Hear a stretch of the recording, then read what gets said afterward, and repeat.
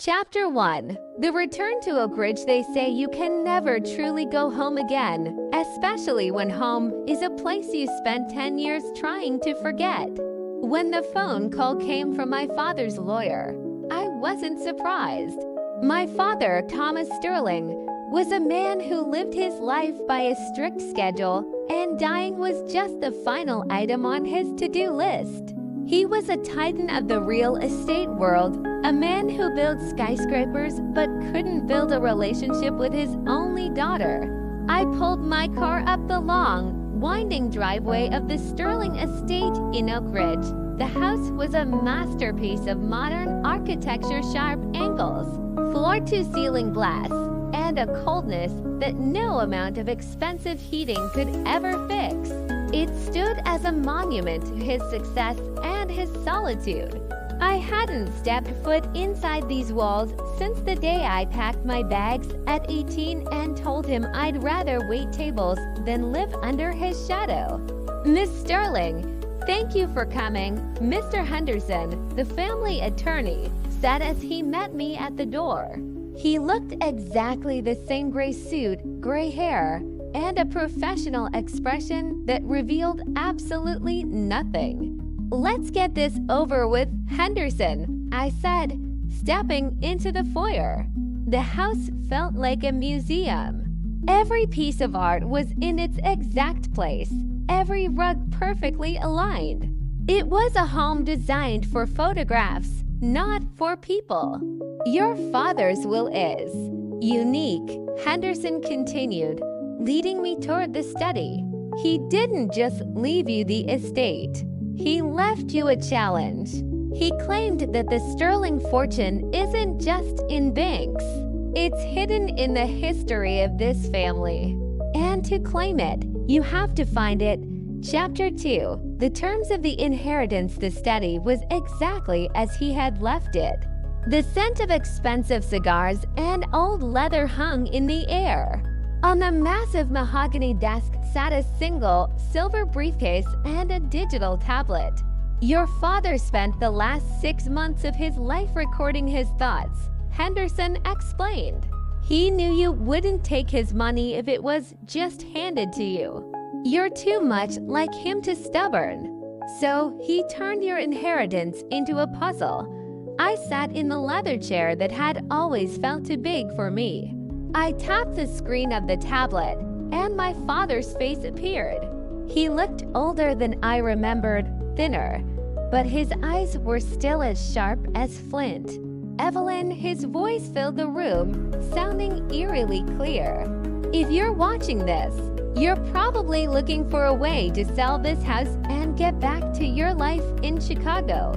But before you do, you owe me 10 days. 10 days to stay in this house and follow the clues I've left behind. If you leave before the time is up, the entire Sterling fortune goes to charity, and you get nothing but the clothes on your back. I scoffed. Even in death, he was still trying to control my schedule. Your first clue, the video continued, is under the foundation of the first thing I ever built for you. It wasn't a skyscraper, and it wasn't a mansion. Think back to 1995. Before the money changed everything, I closed my eyes.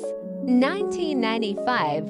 We were living in a small, cramped house in the suburbs back then. My father was just a struggling contractor. I remembered a small wooden playhouse in the backyard, the only thing he ever built with his own two hands instead of hiring a crew. Chapter 3. The suburban ghost. The next morning, I drove to our old neighborhood. It had changed. The trees were taller. The houses repainted, but the small blue house on the corner was still there.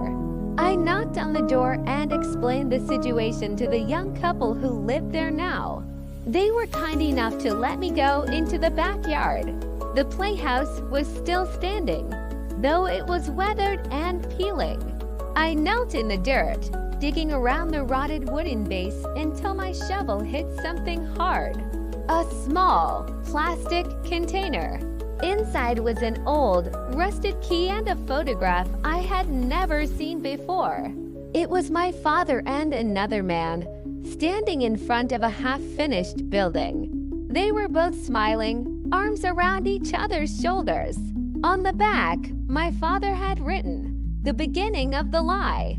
Find out what happened to Marcus." Marcus. The name sounded familiar, like a half-forgotten song from my childhood. I remembered my mother mentioning a partner, a man who had helped my father start his business. But by the time I was 10, Marcus was never mentioned again. My father claimed he had simply walked away from the business. I returned to the manor and spent the afternoon in the archives room, digging through old business ledgers. I found the original incorporation papers for Sterling Developments.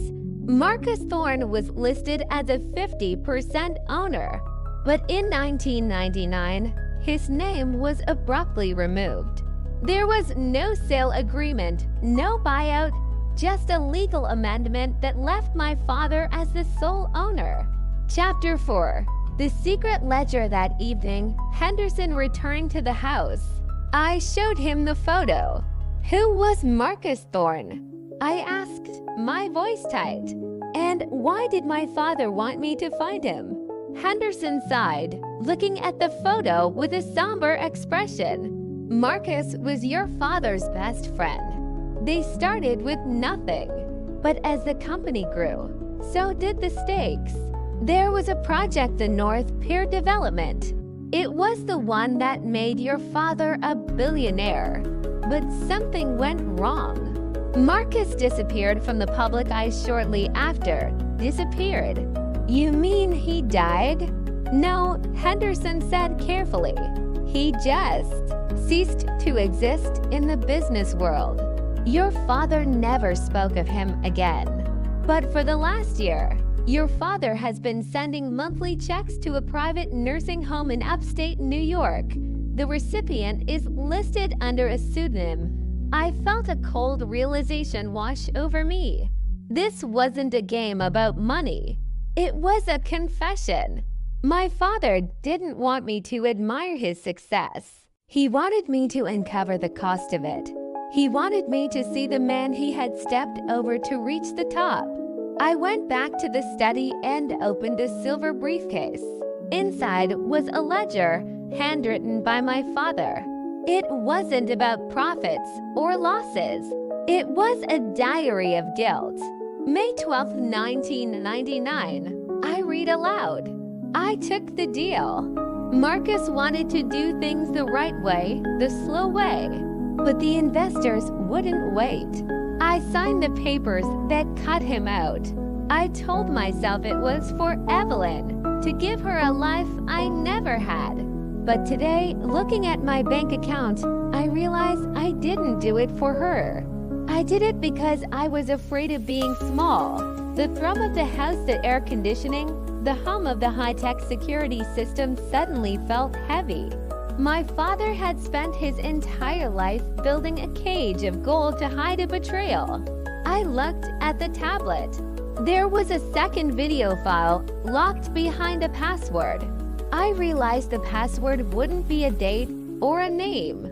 It would be a truth. I typed in the name, Marcus.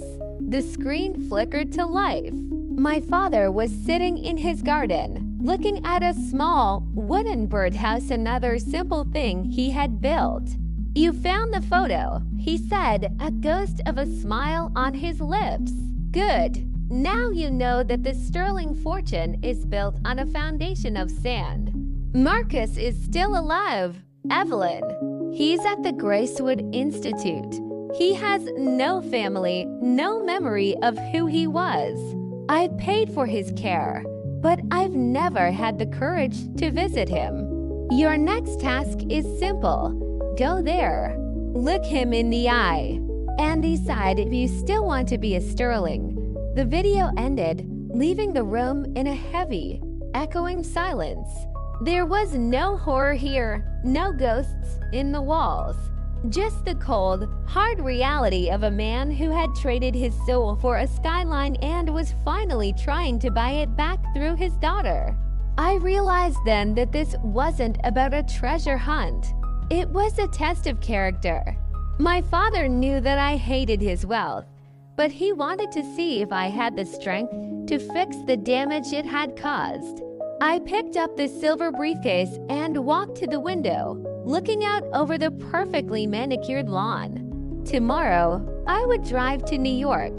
I would find Marcus Thorne, and I would figure out how to dismantle the empire my father had built on a lie.